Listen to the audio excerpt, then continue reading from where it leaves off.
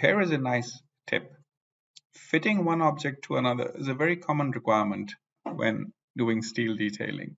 And typically the command which most programs will have will be by selecting an element and then selecting 2 points. Usually you will be working in a 2D environment.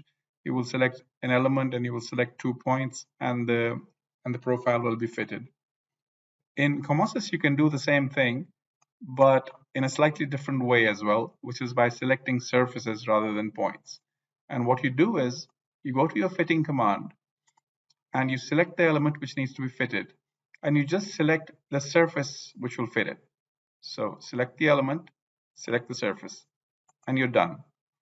Now, this is very convenient because you don't need to choose the side which needs to be removed.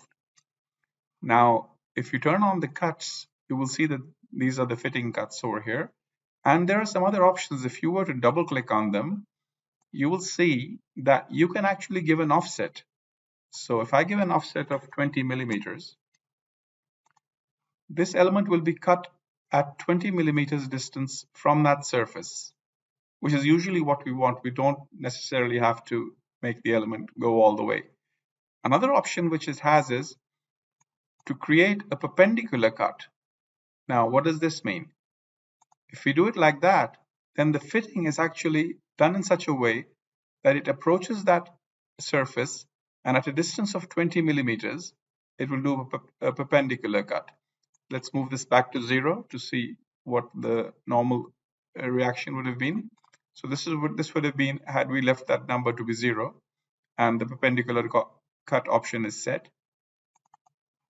And this can be used very nicely with when you're dealing with creation of gusset plates. So this is very handy.